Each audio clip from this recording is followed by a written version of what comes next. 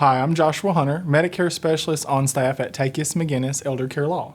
In today's Learning Cafe recap, I'm going to talk about a topic that has been confusing seniors for decades: Medicare enrollment periods. What are the major enrollment periods for Medicare? How do they work? And who is affected? Here's the executive summary. First, there's the initial enrollment period. This happens when a person is first eligible for Medicare. The usual age for eligibility for most people is 65. The initial enrollment period lasts for 7 months. It starts 3 months before the month of your 65th birthday, continues during the month of your birthday, and extends for 3 months after the month of your birthday. In my opinion, the initial enrollment period is the most important enrollment period of them all because it's when you choose your path with Medicare and get everything set up.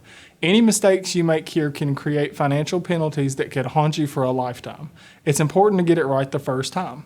The next Medicare enrollment period is called the annual enrollment period, often called open enrollment. Running from October 15th through December 7th each year, the annual enrollment period allows beneficiaries to review their current Medicare Part D drug plans and Medicare Advantage plans and make changes for the upcoming year. Any changes made during the annual enrollment timeframe go into effect on January 1st of the following year. If you're on Medicare, it's vital that you check on your plan and make sure that you have the best coverage for you for the upcoming year.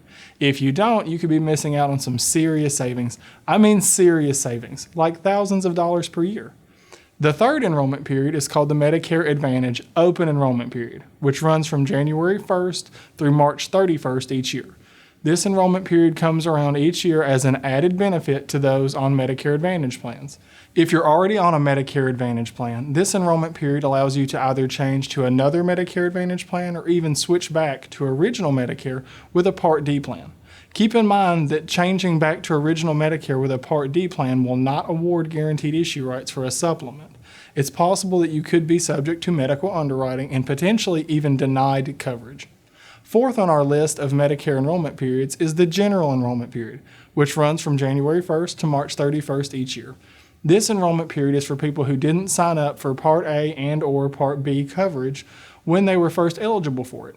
Any changes made during this enrollment period go into effect on July 1st of the current year. If you do not have creditable coverage, a penalty will be placed on your premium, and that penalty will be calculated through July, since that's when coverage actually begins. And last on our list of the Medicare enrollment periods are the special enrollment periods.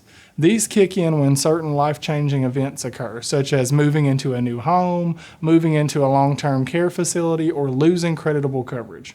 When these life events happen, Medicare awards this special enrollment period to allow you to pick up new coverage. In most instances, changes you make during the special enrollment periods are effective the first day of the month following the month in which you made the change. Just know that if you have a major change in your life, it's worth consulting with a professional to determine if you might qualify for a special enrollment period. So what are the main takeaways? There are 3. Number 1, Medicare has a lot of rules. Number 2, there are sometimes exceptions to the rules. And number 3, there are penalties lurking around every corner. That's why it's important to stay vigilant and get help when you need it. To learn more about Medicare enrollment periods and when they apply, go to Medicare.gov and type Medicare Enrollment Periods in the search box, or call 1-800-MEDICARE. That's it for today's Learning Cafe recap. If you have any questions, just give our office a call.